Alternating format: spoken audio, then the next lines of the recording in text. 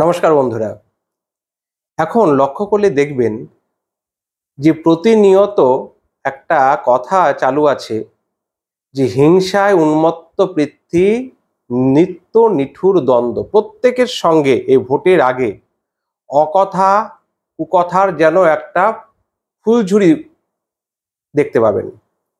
রাজনৈতিক মঞ্চ বলুন, সাধারণ জীবন বলুন, প্রত্যেকের মধ্যে দেখবেন ধৈর্যের প্রচণ্ড অভাব এবং অকথা কুকথা এতটা বেড়ে গিয়েছে, গালি গালাজ, কথায় কথায় রেগে যাওয়া। এর প্রভাব সমাজের প্রতিটি অংশের মধ্যেই পড়ছে। এর কারণ কি? কারণ লক্ষ্য করে দেখুন, আপনার পাড়াতেও যা ঘটছে, আন্তর্জাতিকভাবে গোটা বিশ্বেও কিন্তু সে একই জিনিসই ঘটছে। রাশিয়ার সঙ্গে তার প্রতিবেশী দেশ, আপনার যেমন বাড়ির পাশে প্রতিবেশী আছে, রাশিয়ার পাশের প্রতিবেশী দেশ, সেখানে ইউক্রেনের সঙ্গে যুদ্ধ চলছে। ইসরায়েল প্যালেস্টাইনের মধ্যে যুদ্ধ চলছে, দুই কোরিয়ার মধ্যে যুদ্ধ চলছে। মানে পাশাপাশির মধ্যেই যেন দ্বন্দ্বটা আরো বেশি। যেমন আমাদের দেখবেন খুব দূরে যাদের বাড়ি তাদের সঙ্গে যতটা না দ্বন্দ্ব থাকে, প্রতিবেশীর সঙ্গে আরো বেশি যেন দ্বন্দ্ব থাকে। কিন্তু আপনার আপদে বলুন, বিপদে বলুন, সবার আগে যে এগিয়ে আসে সেই কিন্তু আপনার প্রতিবেশী। আমার বাবা একটা কথা বলতেন যে জব বলো তব হাসকার বলো, বাতো সে মিশ্রি সি হলো। যখনই কথা বলুন না কেন, একটু হেসে কথা বলুন, কথা একটু মিষ্টত্ব থাক, দেখবেন অনেক কিছু কাজ হয়ে যাবে। কোনো সময় একটা মনোপুত কিছু হচ্ছে না, তাতে কি হয় জানেন? সবসময় আমাদের মধ্যে আগে রাগটা, প্রচন্ড রাগ হয়ে যায়। আর এই রাগ হলে এমনই একটা মানুষের মধ্যে জিনিস, যে আগুন মনে হয় ছড়িয়ে পড়তে একটু সময় লাগে, কিন্তু রাগ ছড়িয়ে পড়তে কিন্তু সময় লাগে না।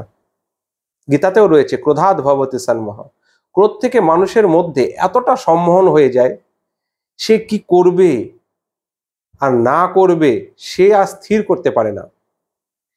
এতটা তাকে রাগ গ্রাস করে নেয়, সে তখন দেখবেন, লক্ষ্য করে দেখবেন, হাতের পাশে কোনো জিনিস ছুঁড়ে ফেলে দিচ্ছে। এমনকি ছোট শিশুদের মধ্যে, একদম ছোট ছোট শিশুদের মধ্যেও দেখবেন এই প্রচন্ড রাগ।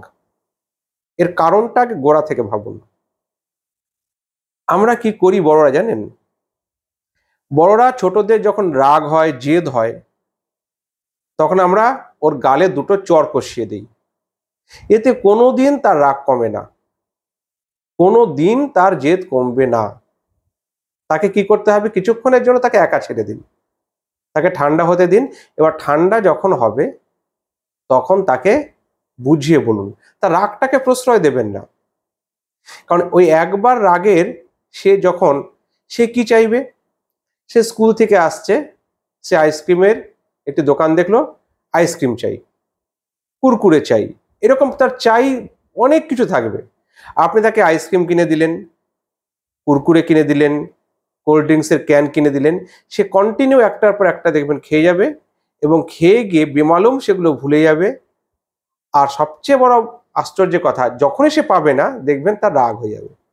সেই জন্য তার রাগ হতে থাকুক, আপনি তাকে গুরুত্ব দেবেন না। তাকে শিক্ষা দেওয়ার জন্য কি দরকার? চড়থাপ্পড় কোনো দরকার নেই। ঠিক উল্টোটা করুন।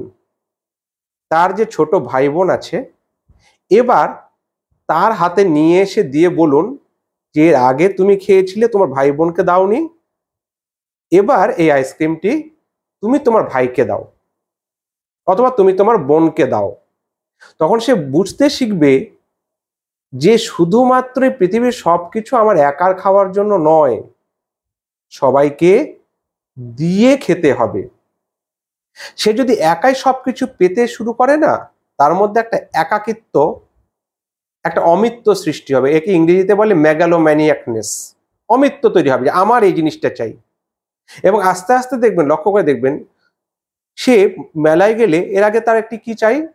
একটি খেলনা চাই।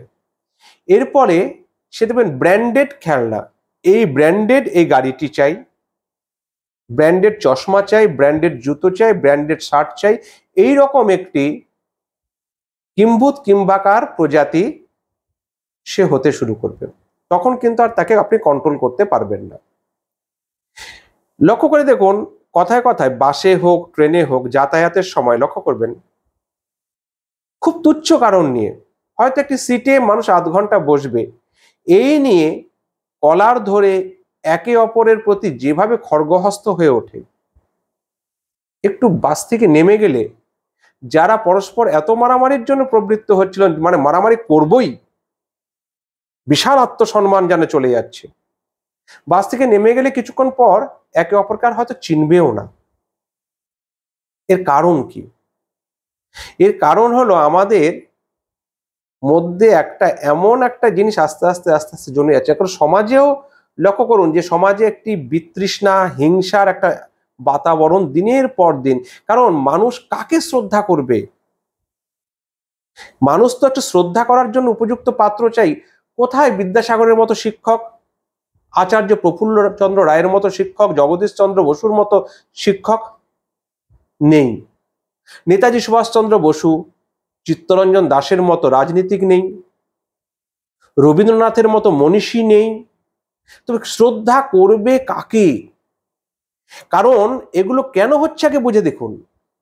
শ্রদ্ধাবান লভতে জ্ঞানম তৎপর সংযতেন্দ্র। মানুষ শ্রদ্ধা লাভ করছে না কারণ ছোটবেলা থেকে তার মধ্যে একটি অশ্রদ্ধার বীজ এমন ভাবে বপন হয়ে যাচ্ছে, তার বাবা মা নিজেদের জ্ঞানে অজ্ঞানে তার মধ্যে বপন করে দিচ্ছে।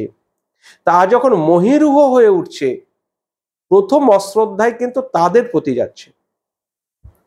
সেই জন্য শ্রদ্ধা খুব ছোটবেলা থেকে অভ্যাস করানো প্রয়োজন। এই শ্রদ্ধা যদি মানুষের মধ্যে না সৃষ্টি হয়, লক্ষ্য করে দেখবেন মানুষ আস্তে আস্তে মানে এমন একটি স্বার্থপর প্রাণী তৈরি হবে যে তার ওই আমির মধ্যে একদিন দেখবেন আপনিও নেই। আর ইন্দ্রিয় সংযম, একদম শিশুবেলা থেকে ইন্দ্রিয় সংযম কিন্তু প্রয়োজন, তার ভালোর জন্য প্রয়োজন। ইন্দ্রিয় সংযম মানে যে সব খাবারই আমাকে খেতে হবে এমন নয়, সব শব্দই আমাকে শুনতে হবে এমন নয়, বাজারে যা দেখবো সবকিছুই আমার প্রয়োজন তা নয়। মানুষের প্রয়োজনটাকে একটি লিমিটেডের মধ্যে বাঁধতে হবে, একটি গণ্ডির মধ্যে বাঁধতে হবে। একটি চারা গাছকে যখন লাগানো হয় তার পাশে খুব বড় একটি বেড়া দেওয়া হয়। সেটা কি গাছটাকে অত্যাচার করার জন্য? তা কিন্তু নয়। কেন দেওয়া হয়? সেই ছোট চারা গাছটি ভাবে যে তাকে বেঁধে রাখা হয়েছে, তাকে অত্যাচার করা হচ্ছে। আসলে তা নয়, তাকে যেন গরু বাছুর ছাগল যেন খেয়ে নিতে না পারে। গাছটি যখন বড় হয়ে যায় তখন আর সে বেড়ার কোনো প্রয়োজন থাকে না। ঠিক সেই রকম ভাবে খুব ছোটবেলা থেকে মানুষের মধ্যে ইন্দ্রিয় সংযমের অভ্যাস করানো উচিত, ধ্যান করানো উচিত। এর জন্য ভক্তি শ্রদ্ধা, গুরুজনদের প্রতি ভক্তি শ্রদ্ধা করা উচিত। ভারতের যে নিজস্ব কৃষ্টি আছে, যে সংস্কৃতি আছে, তার প্রতি শ্রদ্ধা ভক্তি থাকা উচিত। আর আমি আমার সমস্ত বক্তব্যে সবসময় বলি যে শ্রীমদ্ ভগবদ গীতা শুধু বুড়ো বুড়িদের পড়ার জন্য গ্রন্থ নয়।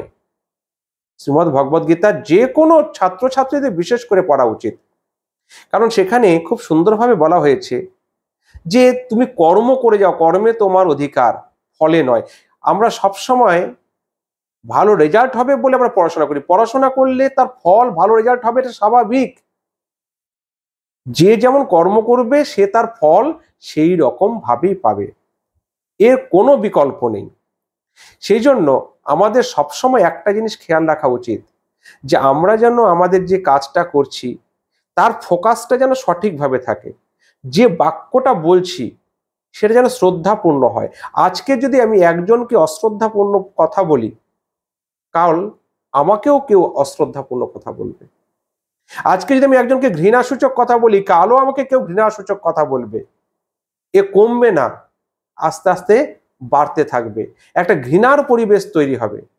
আর এই ঘৃণা এমন হবে, এই ঘৃণার আগুন একদিন এসে যে লাগাবে তাকেই এসে সবার আগে দহন করবে, তাকে পুড়িয়ে দেবে।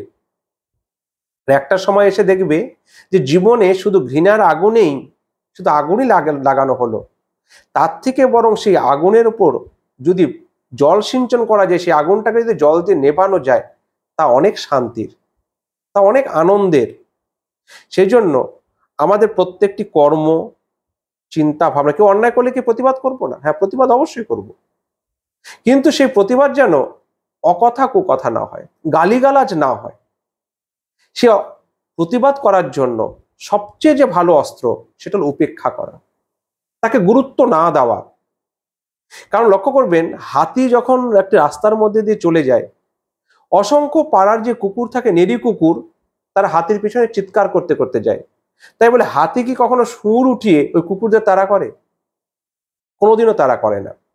সেই রামচরিত মানসে একটি সুন্দর কথা আছে, হাতি চলে বাজার মে কুত্তে ভোকে হাজার।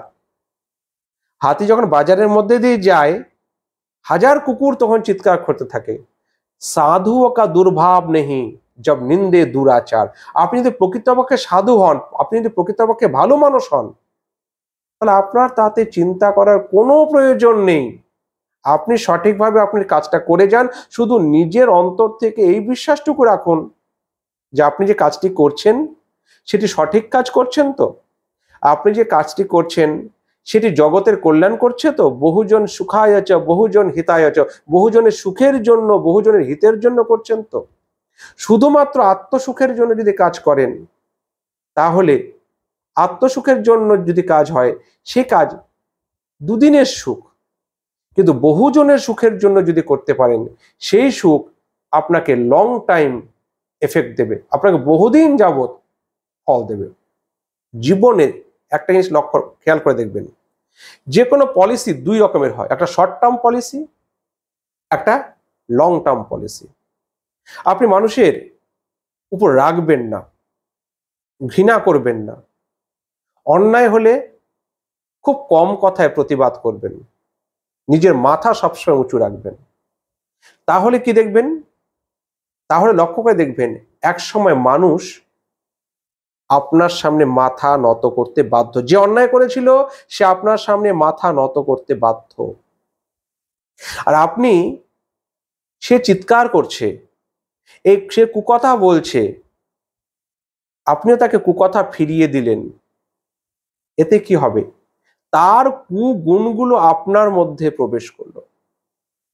তথাগত বুদ্ধের একটি কাহিনী দিয়ে আজকের বক্তব্য শেষ করছি। একটি গ্রামের মধ্যে দিয়ে বুদ্ধদেব যাচ্ছেন, সঙ্গে তার শিষ্য আনন্দ রয়েছে। সেই গ্রামের তৎকালীন কিছু ব্রাহ্মণ বুদ্ধের প্রতি তারা অনেক গালিগালাজ করছেন। তখন বুদ্ধ বলছেন, আমি ফিরিয়ে দিলাম, আমি ফিরিয়ে দিলাম। তার হাতে ফল দিলেও তিনি সেই ফলটি নিয়ে যেমন ফিরিয়ে দিচ্ছেন, গালিগালাজ যারা করছে তাকেও বলছে ফিরিয়ে দিলাম, এবং তার মুখ প্রশান্তিতে পরিপূর্ণ। তখন একজন বৃদ্ধ ব্রাহ্মণ জিজ্ঞেস করলেন যে, আচ্ছা, এত অন্যায় করা সত্ত্বেও আপনি প্রতিবাদ করছেন না কেন? বলছে, আমি তো গ্রহণই করছি না, তো তারা আমি প্রতিবাদ করবো কারণ আমি তো ফিরিয়ে দিচ্ছি, আমি তো গ্রহণ করছি না। আরেকটি ছোট্ট কাহিনী দিয়ে শেষ করি। অন্যায়ের প্রতিবাদ কি করব না? ঠাকুর রামকৃষ্ণের এই গল্পটি অনেকেই জানেন। একবার একটি সাপ, সে তার মনে ভক্তি ভাব জেগেছে, সে আর ফোঁস করে না। এবার তখন গ্রামের লোকেরা তাকে লেজটি ধরে দূরে ছুঁড়ে দেয়, পেটায়। সাপটি কয়েকদিনের মধ্যে খুব শীর্ণ হয়ে গিয়েছে, তার শরীরে অসংখ্য ক্ষত বিক্ষত।